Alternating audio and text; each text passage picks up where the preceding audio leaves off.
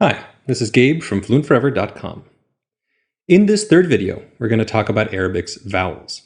My primary goal here is to get you familiar with the IPA symbols for those vowels and to give you a rough sense of how they fit in your mouth.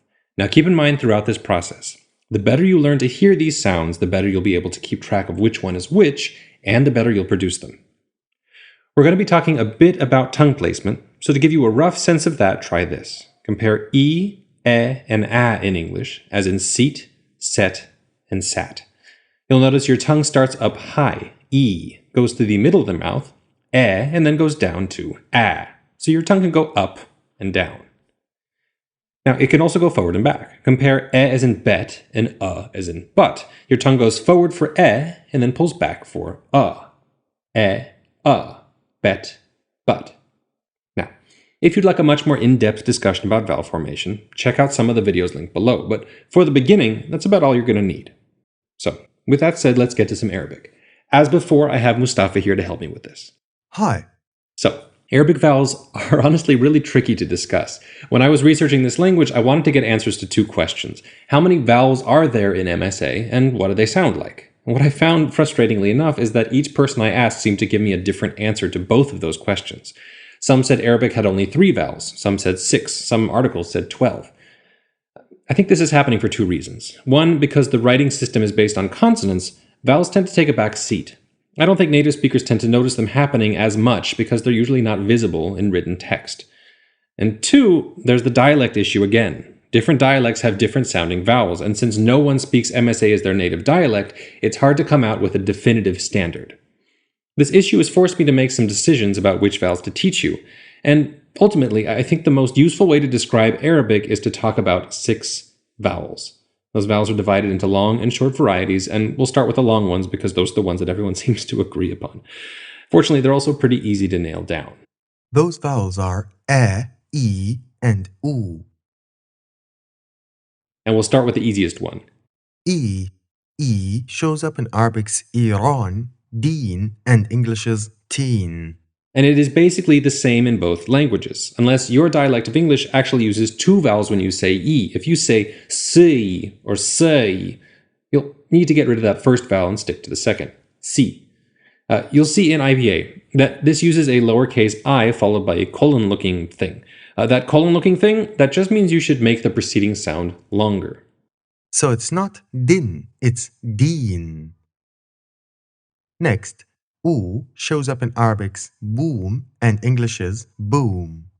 Again, this vowel is pretty much the same in both languages, but as we just mentioned with E, some dialects, actually many dialects of English, will use 2 vowels here as well. They'll go boom, where Arabic will consistently use just one pure oo. Boom. The last of Arabic's long vowels is e, as in taj or an. This vowel is a bit tricky. It's similar to English's a as in an, but the tongue is a bit higher in the mouth. Kind of close to where you'd say e as in n. You can get a feel for that by comparing those 2 words in English. An. When you say an, your tongue is low and relatively back in your mouth. And when you say n, your tongue moves upwards. An, a, e. The Arabic vowel is in between those 2. An. So, with those out of the way, let's move on to the short vowels. And here is where we start running into disagreements. I spoke at length with a really great teacher of Arabic pronunciation who was taught that in perfect, properly pronounced MSA, the short vowels are actually just shorter versions of the long ones. They have the exact same tongue position, and so they sound exactly the same, but are just spoken for a shorter amount of time. E turns into I, U turns into U, and E turns into E. That said, most native speakers will change their tongue positions for the short vowels, at the very least slightly, and so I want to show you how that works now. First off, we'll talk about short E. Since this one doesn't really change tongue positions all that much, which is why it keeps the same symbol in IPA and just drops that colon-looking thing. So that's E, as in as-sa'a. And if you want to compare it to the long E, you can compare fahim to fahim. Fa. In terms of how this works in the Arabic writing system, the short vowel is marked using a symbol called a fatha, which you'll place over a consonant. So this letter makes a f sound, and when you put a fatha over it, it turns into fa, fahim. Next, we'll go to short I, as in imtihan or dhi'b. This vowel is basically the same as English's I vowel, as in sit, and it uses the same symbol that IPA uses for that sound in English. It's a small capital I. Now be aware, you will hear some speakers with a higher or lower tongue position from that. So you may hear dhi'b or dhi'b from time to time.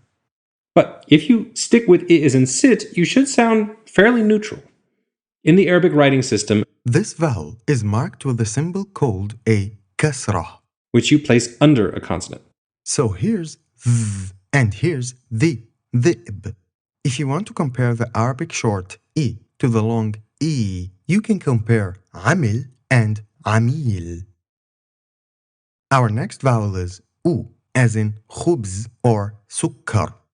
The IPA symbol is a curly U, which is the same symbol we use in English for as in book or soot.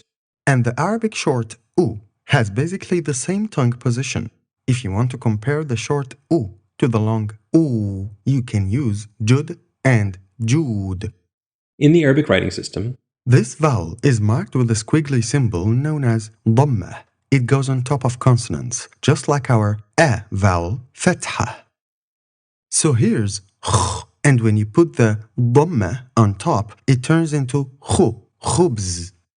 and with that, we've covered the basic long and short vowels of Arabic. Now, I want to cover a couple of final things before we review all of this. First off, now that you're a bit familiar with the three symbols used to mark those short vowels, I can point out how long vowels are indicated in the Arabic writing system. Basically, Arabic has three consonants that can take a short vowel and turn it into a long one. Alif, waw, and ya. Alif lets you make long a sounds, which you'll be able to see in the pair of example words we used a little earlier, fahim and fahim. In both words, you'll see a fatha over the first f sound, but you can see in the second word that the fa is followed by an alif, and that alif has no diacritics on it whatsoever. That combination, a fatha followed by a totally unmarked alif, that is a long a sound, fahim. It works the same for the other two long vowels. For E, instead of fatha and alif, you're using kasra and ya. So here's amil and amil with a long E sound. And you can see the kasra followed by an unmarked ya in the second word. And for long U, you'll use dhamma and waw. So here's jud and jud with a long U sound. And you can see the dhamma followed by an unmarked waw in jud. So that is the first thing I wanted to cover. The second is what happens when any of these vowels show up after one of Arabic's emphatic or uvular consonants. This is something we actually already discussed in the last video. Which is that if you compare words like sar to sar, The tongue position of the consonant, or the tongue pulled way back towards the uvula, that will affect the vowel that comes after it. some more examples of this would be teen and teen, tarib and tarib, fatir and fatir. This happens around the four emphatic consonants, ta, va, sa, da, and also around kha, qa, gha, and ra. The idea for all of these consonants is that they're causing the back of your tongue to pull back towards your uvula, and it's actually really hard to force your tongue all the way back forward to the front of your mouth when the vowel starts. So instead of doing that, you just leave your tongue in that further back position, which affects what the vowel sounds like. Now, if we wanted to be really accurate with our vowel symbols in IPA, then it might be appropriate to introduce a whole bunch of new symbols for those new tongue positions. And I think that can be valuable to do with long and short a. Since that vowel moves all the way from a as in tarib to a as in tarib. It's a really big shift. And so when I transcribe Arabic words in IPA here and in my trainer and in the word lists, I will make that distinction. But for the other vowels, the change is much more subtle, and it's something that your tongue is going to do naturally whether you think about it or not. It's basically impossible to say a sound like qa, where you're almost swallowing your tongue, without that consonant having an effect on the vowel. And so if you don't really need to think about it to make it happen, then you don't need to worry about it. And adding additional IPA symbols is kind of counterproductive. So those are going to be our vowels for Modern Standard Arabic. To summarize everything and review it all. We have short I as in imtihan or dhi'b, which is really close to English's is and sit and is indicated in Arabic using this diacritic known as a kasra. under a character. Then if you see that diacritic with the letter ya afterwards, you'll get long e as in Iran or deen. It is basically the same as English's e as in teen. Comparing the long and short vowels, you can use amil and amil. E. Next, the short u as in khubz or sukkar, which is indicated with this diacritic known as dhamma. It's basically the same as English's as in foot. And if you see that diacritic with a wow afterwards, you'll get long oo as in boom. This vowel is extremely close to English's oo as in boom. Then we had short a as in as-sa'a and long a as in taj. The long and short vowels have basically the same tongue position, somewhere in between English's a as in an and e as in n. You'll see the short vowel indicated with a fatha over a consonant and the long with a fatha plus an alif. Last, we talked about how the emphatic consonants t, v, s, b, and also kh, q, gh, and r will affect vowels. Pulling the tongue further back in the mouth. For 4 of the vowels, I, e, u, and oo. this is going to be pretty automatic and not something you need to worry much about. But for the short a and long a, the effect is a lot more pronounced, changing the tongue position all the way from a as in sar to a as in sar. So here we'll be using this IPA symbol for that a sound. And with that, we're done with all of the sounds of Arabic. Our next stop are going to be a few quirks in Arabic spelling rules.